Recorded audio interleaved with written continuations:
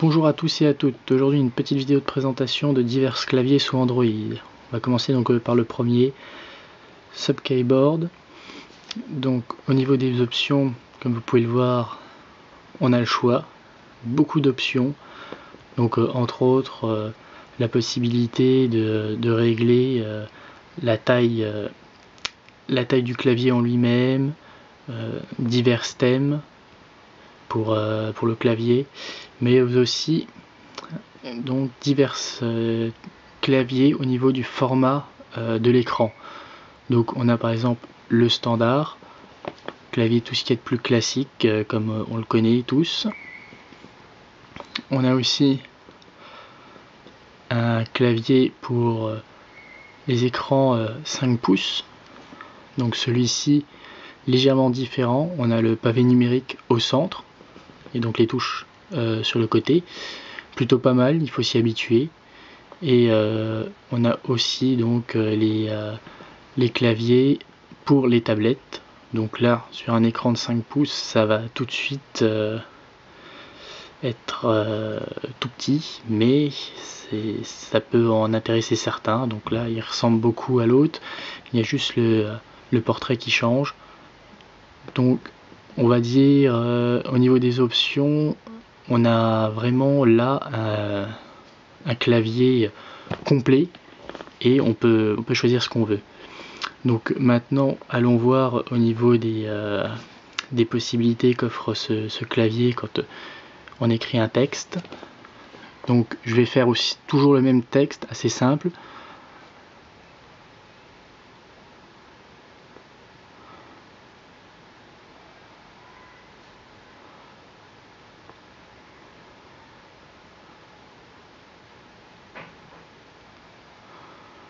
Donc bon, comme vous pouvez le voir, quand on tape un mot, on a beaucoup de possibilités. On n'est pas limité. Donc là, hop, si je m'arrête à SA, vous voyez, on peut même glisser avec le doigt pour en avoir encore plus. Donc concrètement, cette possibilité est vraiment pas mal, quoi, parce que dès à la première lettre, on peut avoir beaucoup de mots de proposer. Après, sinon, le clavier en lui-même a l'air d'être vraiment efficace. On tape rarement à côté. Vu qu'on peut agrandir le clavier en lui-même, il devient vraiment imposant, et puis en fonction des doigts, on peut avoir ce qu'on veut. Donc verdict pour le moment de ce clavier, pour un premier jet, très très bon. Personnellement, je l'utilise régulièrement. Après, c'est plus affaire de goût, mais on peut voir que c'est vraiment un clavier complet et efficace. Donc c'est une possibilité de choix.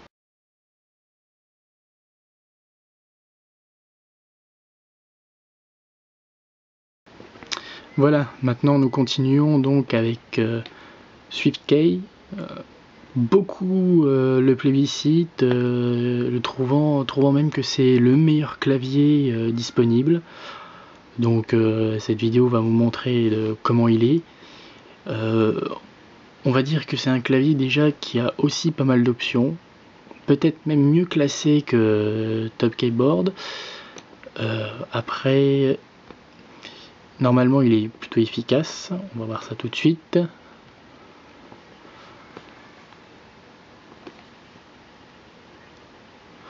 Donc déjà, comme vous pouvez le voir, on n'a que 3 mots de proposer à chaque fois. Donc normalement, si les prédictions sont justes, on n'a pas besoin de plus, mais c'est vrai que plus de choix c'est toujours mieux. Après, comme vous pouvez le voir, le clavier est grand, mais on peut aussi faire des réglages au niveau de la taille de ce dernier. Donc concrètement, je le classe aussi dans de bons claviers, même si, comme toujours, le mieux c'est de tester pour se faire une idée.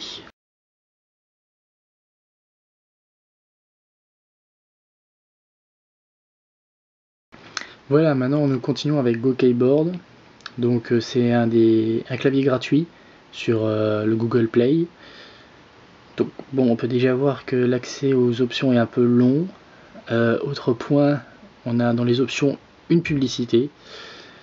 C'est bon, l'un des inconvénients du gratuit, mais c'est vrai que c'est pas forcément le mieux. Sinon après au niveau des options, il a l'air d'être assez complet,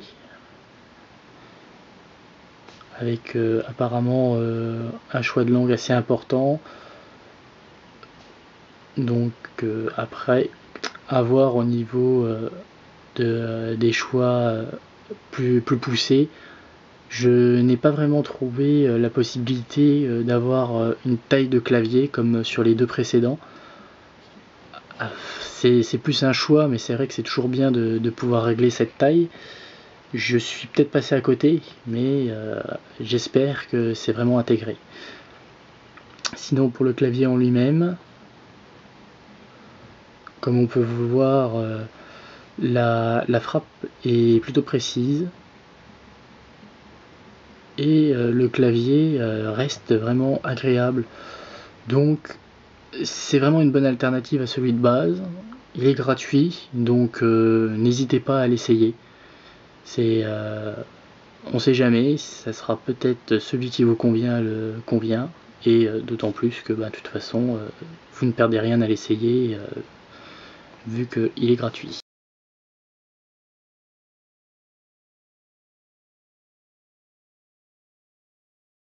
On continue avec Swipe, donc beaucoup doivent le connaître vu que c'est le premier clavier glissé au lieu de taper qui est sorti. Donc concrètement, bon, à la place de taper, vous glissez votre doigt sur les diverses touches pour pouvoir avoir votre mot. Donc au niveau des paramètres, il est assez complet au niveau justement du glisser, mais après pour le reste, taille du clavier, tout ça, on n'a pas grand chose. C'est un peu dommage, mais c'est le plus important justement de ce clavier, c'est justement le glisser. Donc voilà, on va le voir. Donc toujours la même. Donc on peut le voir tout de suite, le CCD n'est pas avec le C, il est sur le côté, justement pour adapter au glisser.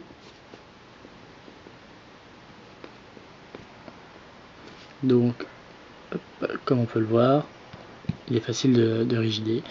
Donc concrètement, le clavier est censé donc apprendre au fur et à mesure qu'on l'utilise.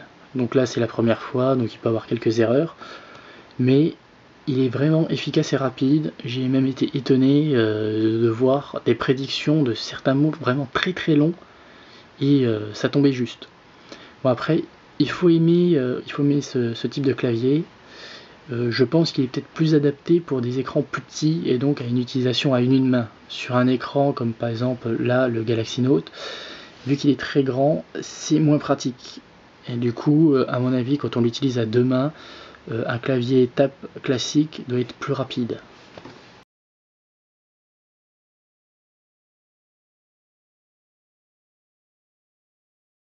Et enfin le dernier, Slideit, un concurrent de Swipe. Donc comme ce dernier, on a beaucoup d'options pour le glisser, mais au niveau du clavier en lui-même, à part la possibilité de changer des thèmes, c'est plutôt réduit. Pas la possibilité par exemple de faire des agrandissements. Donc ça reste pas mal, mais on pourrait avoir plus d'options. En ce qui concerne donc le clavier en lui-même, donc voilà, c'est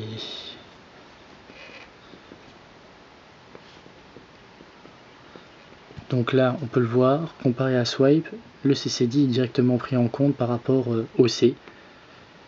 C'est plutôt pas mal, mais même si Swipe c'est juste une habitude à prendre. Hop. Donc on a toutes les prédictions qui se montrent. On va dire que c'est un bon clavier, mais j'ai été un peu déçu par l'esthétique du clavier. Ça reste pas mal, mais comparé aux autres, il a une espèce de petit flou. Donc je sais pas si c'est dû au fait que le Galaxy Note est un écran de 5 pouces et donc le clavier gère mal le grand écran. Et donc sur un écran plus petit il rend mieux, ou si c'est comme ça sur les autres. Sinon au niveau du clavier en lui-même, il a l'air d'être plutôt bon et efficace. Donc si vous préférez le glisser, sachez quand même que celui-ci, donc Slide It, est en version d'essai, donc gratuit pendant 10 jours.